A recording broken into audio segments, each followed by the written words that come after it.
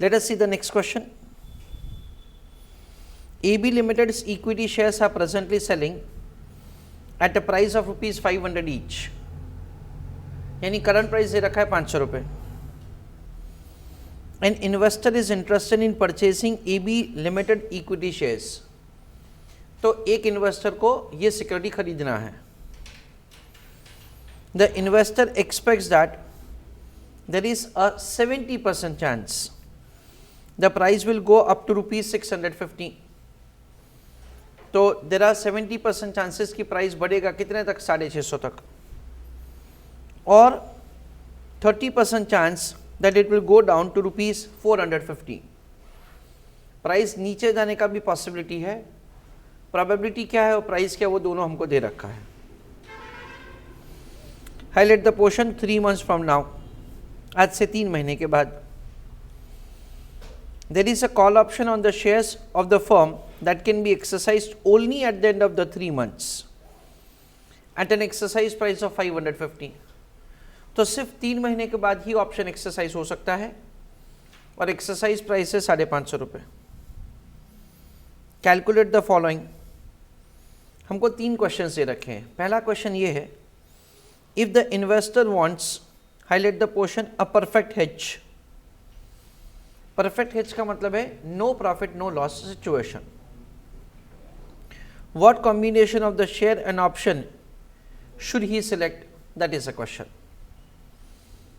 Second, explain how the investor will be able to maintain, highlight the portion once again, identical position regardless of the share price.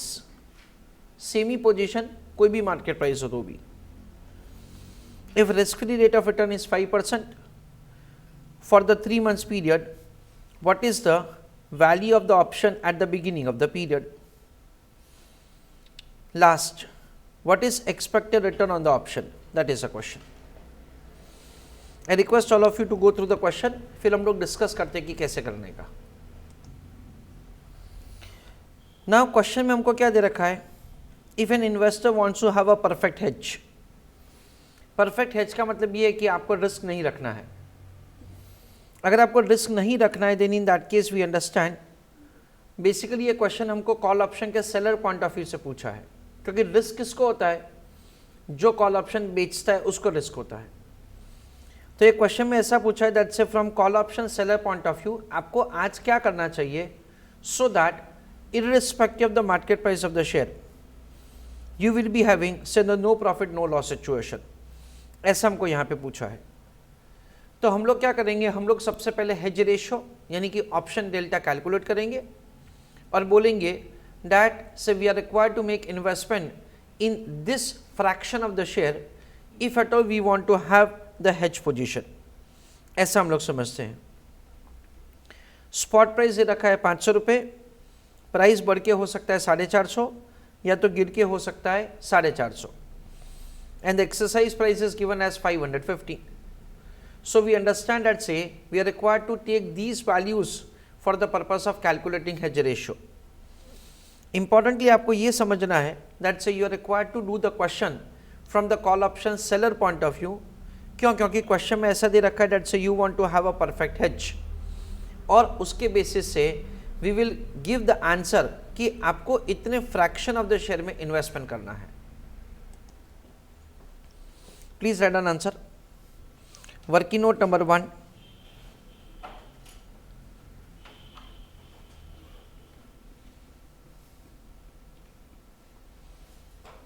Calculation of hedge ratio.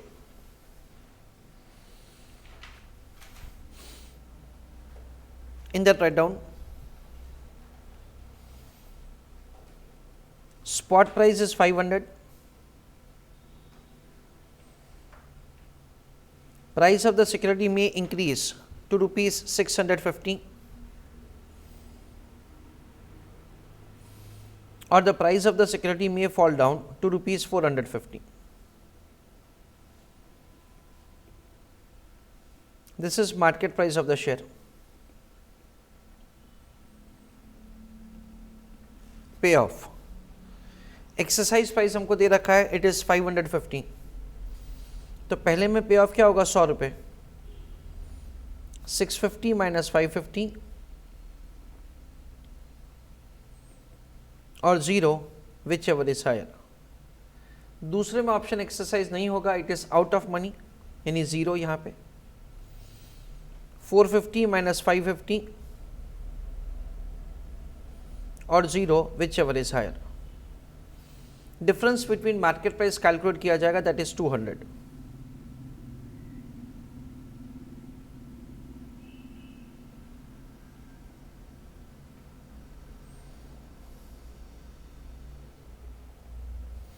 उसके बाद difference between pay off calculate किया जाएगा, that is 100।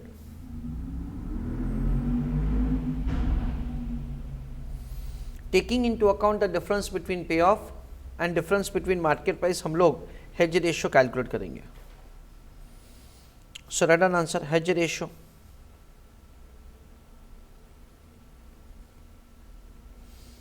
Is equal to difference between pay of upon difference between market price of the share.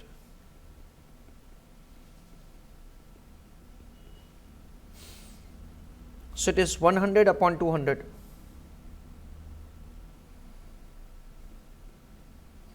That comes to 0.5 share.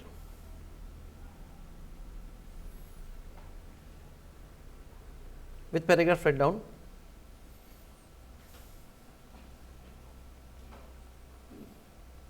For the purpose of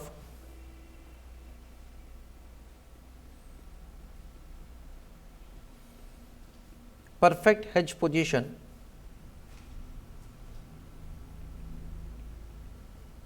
comma, call option seller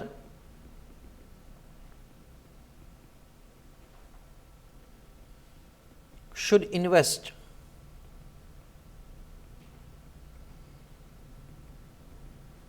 in 0.5 share for every one call option sold.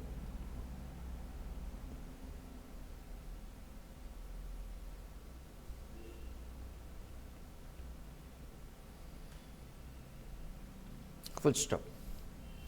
This is what we understand.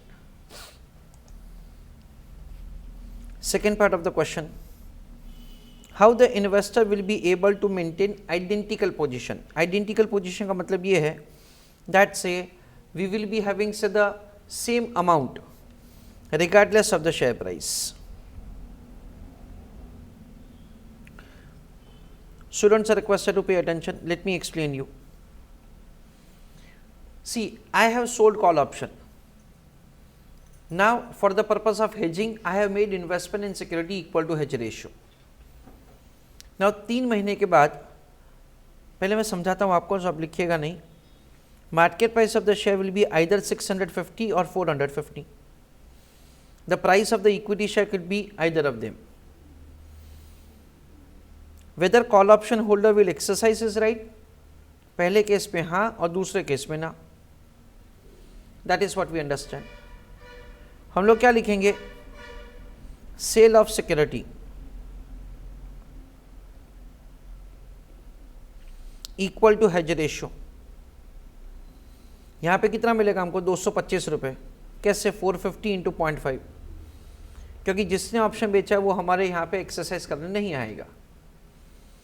650 होगा तो जिसको option बेचा वो exercise करेगा. So क्या होगा, amount received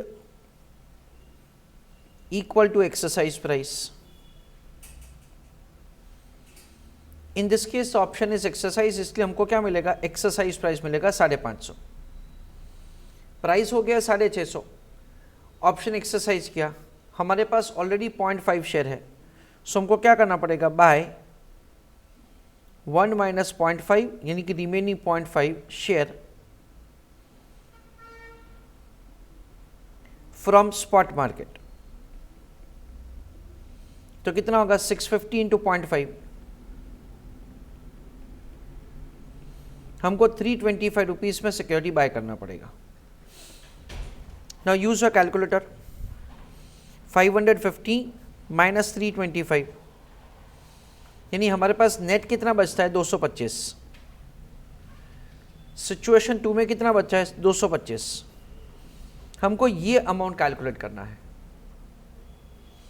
C language of the question क्या बता रहा है, explain how investor will be able to maintain identical position regardless of the share price. यानी वापस ये क्वेश्चन हमको कॉल ऑप्शन के सेलर के पॉइंट ऑफ व्यू से बताना है कि उनका सेम रीपेमेंट कैपेसिटी कैसे होगा in either of the market price of the share, वो हमको यहाँ पे कैलकुलेट करना है। So write down answer of the second question, उस पर लिखिए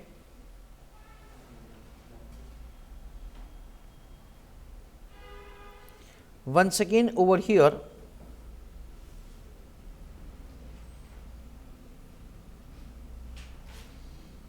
we have to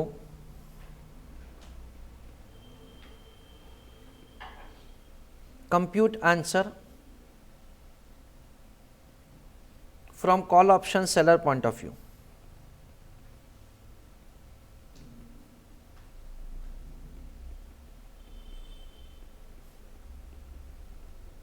Full stop.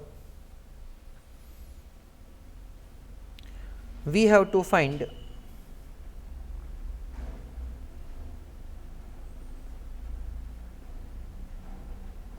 repayment capacity of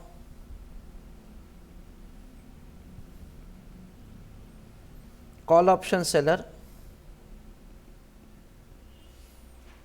after 3 months. Full stop. With paragraph write down.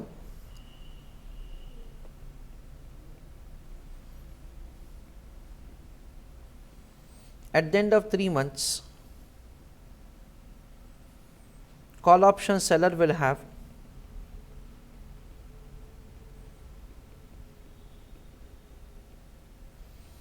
Following position. उस पे लिखो ए होल्डिंग 0.5 शेयर यानी कि hedge ratio, B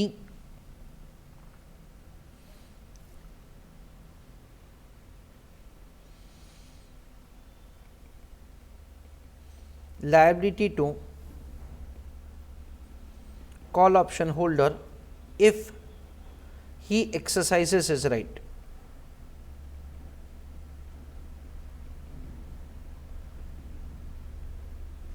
Full stop.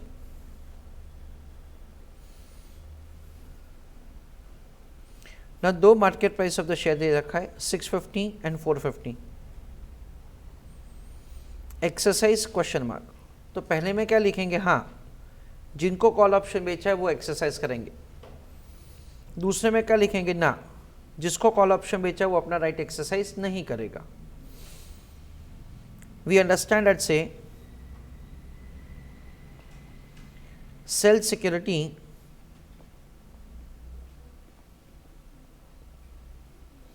Equal to hedge ratio किस में आएगा, 450 वाले कॉलम में। 450 इंटू 0.5 कितना आएगा, 225।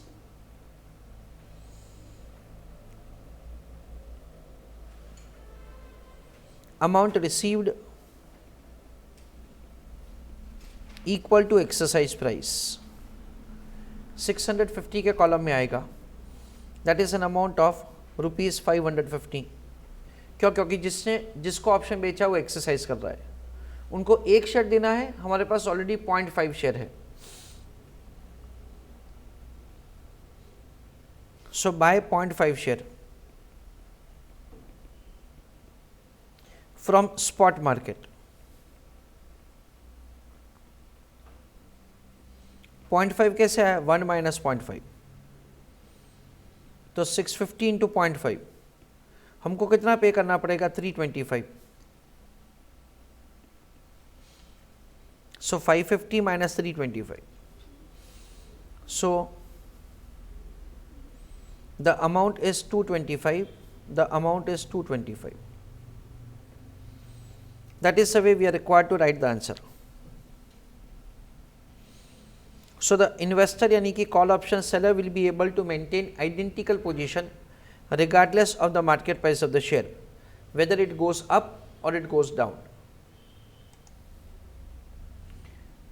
Third part of the question, if risk-free rate of return is 5% for 3 months period, यानी रेट ऑफ इंटरेस्ट दे रखा है 5%, what is the value of the option at the beginning of the period, यानी यहाँ पे हमको calculate करना है कि कॉल प्रीमियम क्या होना चाहिए. Again friends, we understand it's on expiry of the option 2 prices दे रखा है, so we can adopt the binomial method over here. Binomial method में हम लोग डेल्टा हेजिंग मेथड से भी आंसर कर सकते हैं और रिस्क न्यूट्रल मेथड से भी आंसर कर सकते हैं. दोनों केस में आंसर सेम ही आएगा. ऑलरेडी डेल्टा हेजिंग मेथड का कुछ क्वेश्चंस आगे हमको पूछ के रखा है, so better we go with the delta hedging method to do answer. If somebody has a point कि सर मेरे को रिस्क फ्री से रिस्क न्यूट्रल मेथड से ही जाना है, बाइनोमियल रिस्क न्यूट्रल से, तो आप वैसे कीजिए answer. Try to calculate the premium amount on your own, put your answer in the chat box, फिर मैं करके देता हूं. So answer for the third question, write down.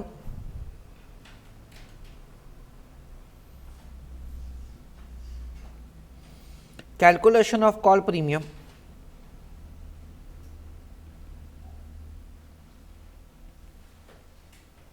using binomial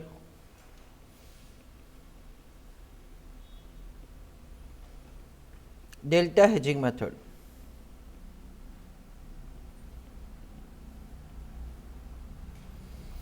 उसमें step number 1,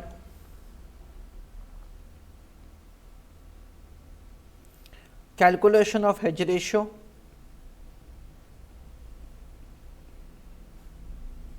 and transactions on date of selling option. तो readymade हमारे पास कुछ करना नहीं है.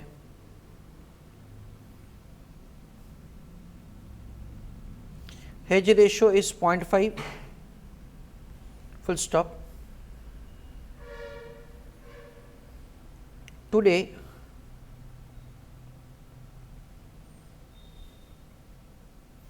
call option seller will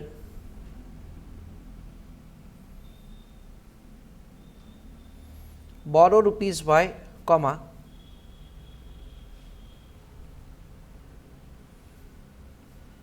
collect premium rupees x and will invest in security equal to hedge ratio. तो क्या होगा, x plus y is equal to spot into hedge ratio. x plus y is equal to spot is I suppose 500 into 0.50. यानी एक हमारा छोटा सा equation हो गया. That say this is the amount that से we are going to charge in form of premium. x Y amount borrow करेंगे और उसके बाद हम लोग security equal to hedge ratio में इन्वेस्ट करेंगे. उसके बाद step number 2,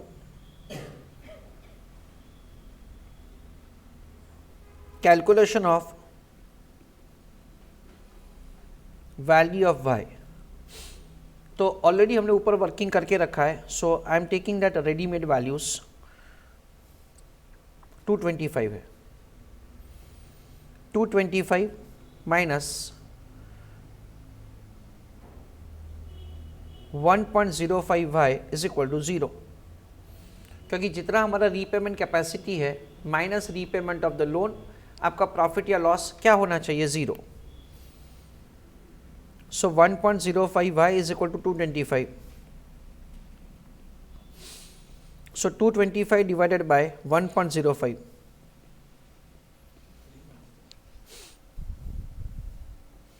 So 225 divided by 1.05, that is 214.28.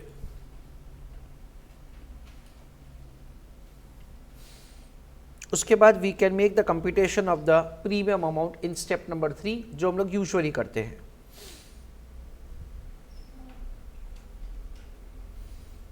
Calculation of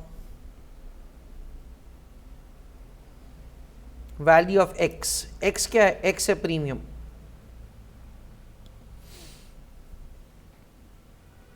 x plus y is equal to 250. X is 250 minus y. So 250 minus 214.28.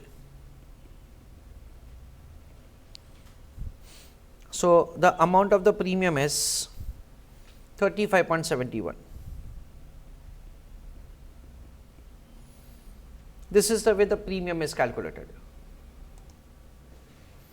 Now friends, over here one of the important point is that very unfortunately the institute has taken this as a rate of interest only for this 3 months instead of taking this 5% per annum. मेरा personal suggestion है कि उसको per annum लेके ही करना चाहिए. Just trying to match with the ICA suggested answer, I have taken it for that is 5% only for 3 months. Otherwise I am also of the strong opinion that it should be taken only for that is per annum only, and accordingly the answer should be calculated, because in majority of the answers they always take the rate of interest always per annum. Unfortunately in certain exceptional questions they have taken this rate of interest only for that specific period only. This is what say one unfortunate part of this question. Next question, what is the expected return on the option? ये एक important question है. जब हम लोग ये question करेंगे ना, तभी ये probability का information अभी हमारा useful होगा. 70% चांसेस की प्राइस बढ़ेगा, 30% that is say chance price कम होगा. So taking into account we understand that say जो ऑप्शन हमने खरीदा उसका हमको रिटर्न क्या मिलेगा. देखो क्वेश्चन में हमको ऐसा दे रखा है, AB Limited's equity shares are presently selling at a price of 500 and investor is interested in purchasing AB Limited shares.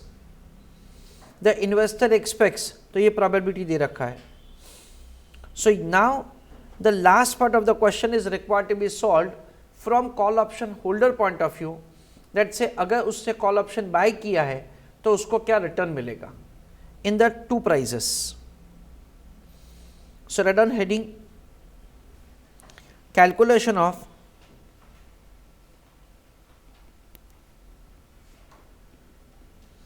expected return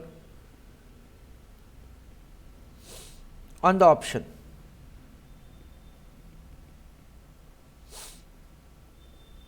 उस पे लिखिए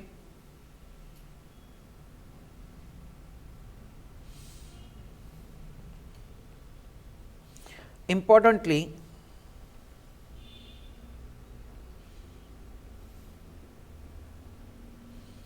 we have to compute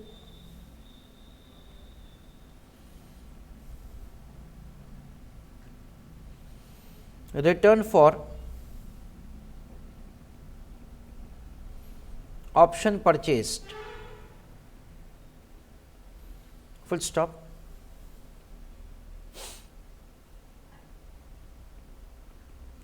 In this calculation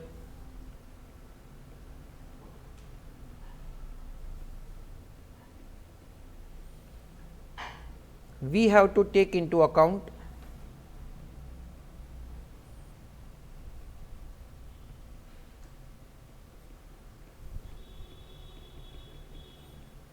probability given in the question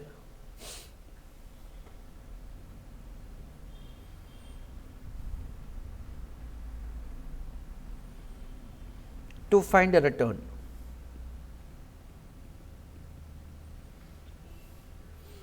यहाँ पे answer बहुत simple है.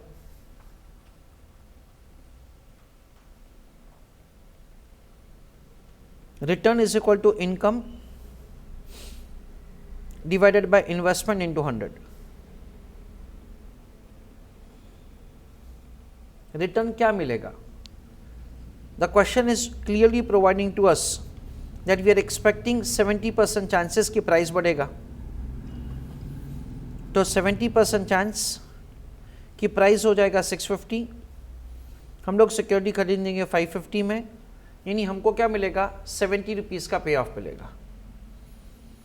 And 30% chances हमको क्या मिलेगा, कुछ नहीं मिलेगा। Why? Because the price is falling down. तो ये हमारा इनकम हो गया divided by the investment that से we have made. The investment is 35.71।